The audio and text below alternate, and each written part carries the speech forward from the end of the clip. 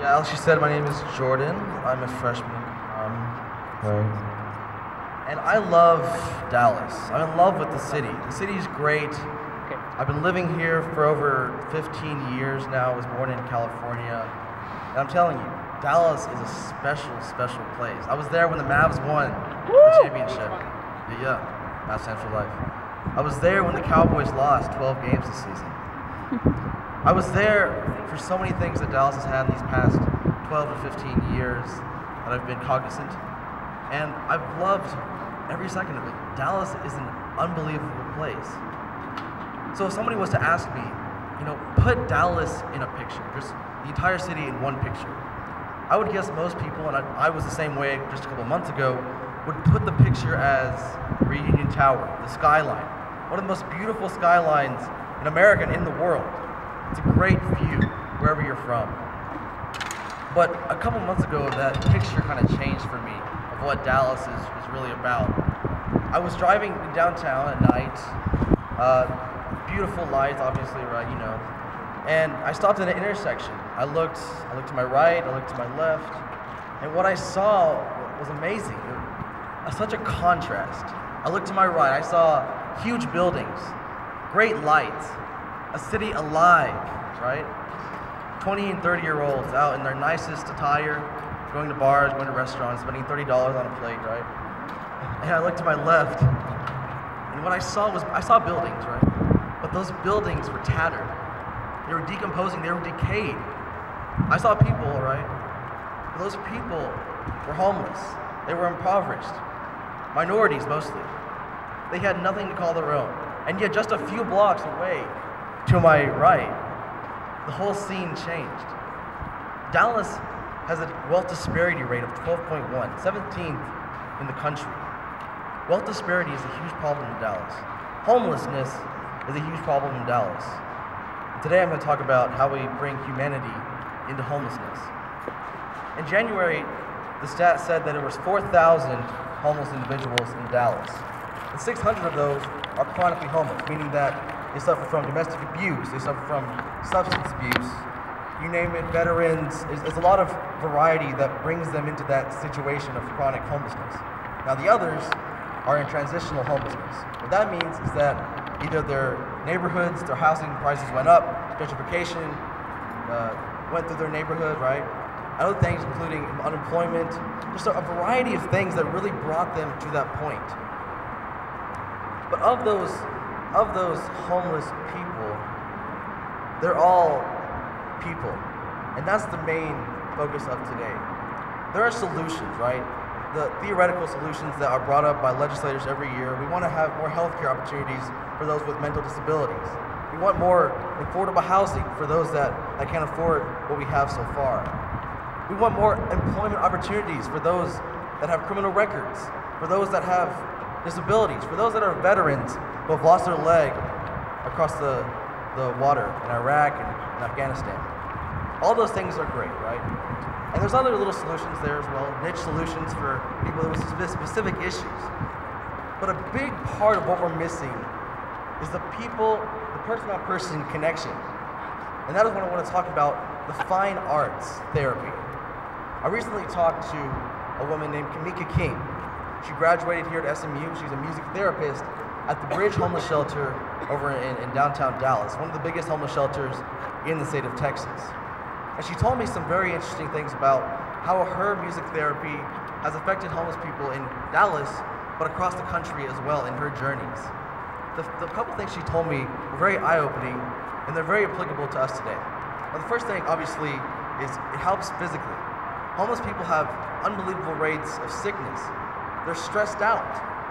The emotional toll that has taken on them has affected their physical well-being as well. So it lowers their blood pressure. It lowers their stress amounts. It decreases their depression rates. All kinds of physical attributes are helped by fine arts, are helped by music, by self-expression, by expressing a message that can't really come in words, but can come in the rhythm of a drum, the strum of a guitar, a picture. More than that, it also helps mentally, and that's a huge part of it. Most people that are homeless have some sort of emotional trauma, have some sort of mental disability. Fine arts can do wonders. If you've ever watched the show Glee, now terrible storylines, terrible acting, I despise most of it. But what I do like is the main message.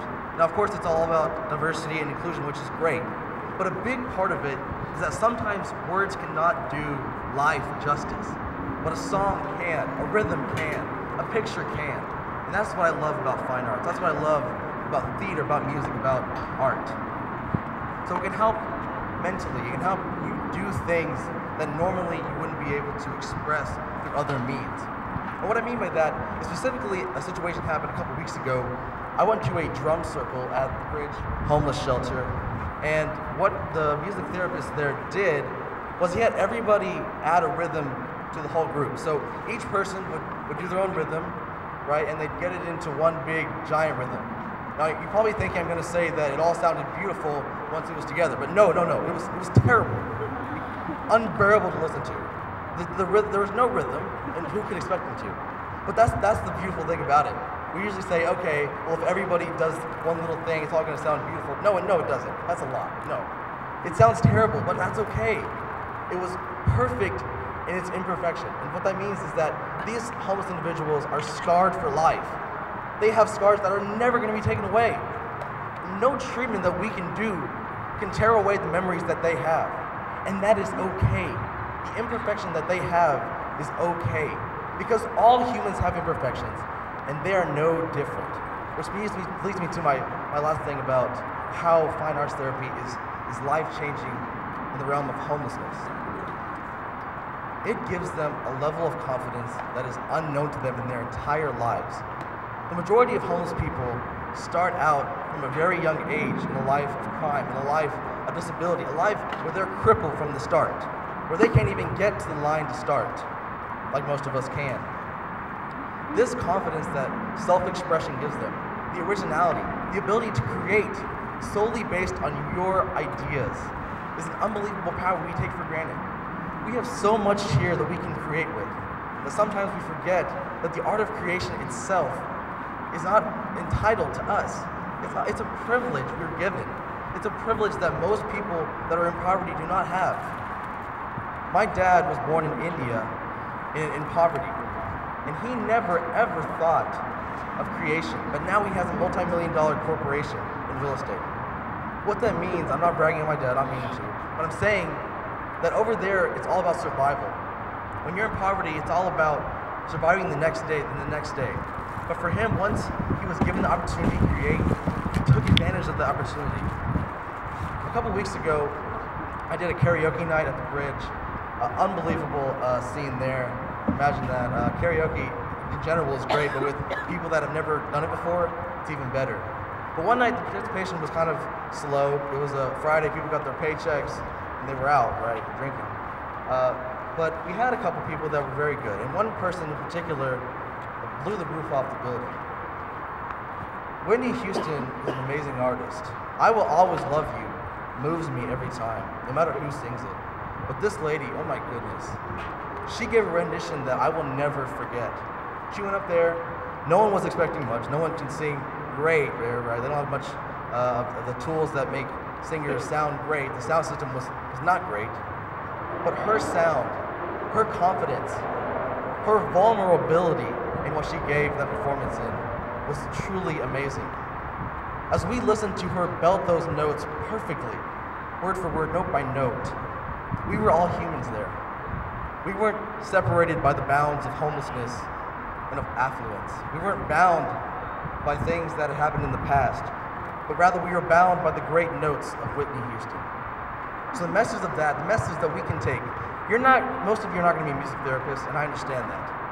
But the message that we can take from this and how to treat homelessness differently is by giving it a human connection.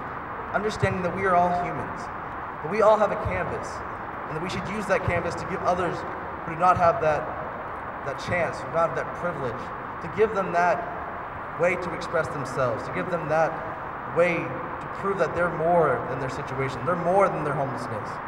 So I call on you today not to become music therapists, not to change homelessness forever by eliminating it completely, because that's never going to happen. Homelessness will always be around. But I call you to look at them differently. Look at yourself differently. Our canvas altogether, as humanity itself, is not beautiful. It's stricken with plague, it's stricken with disease, it's stricken with imperfections. But in that, as we are all humans, and we are all the same, that imperfection is truly perfect. Thank you.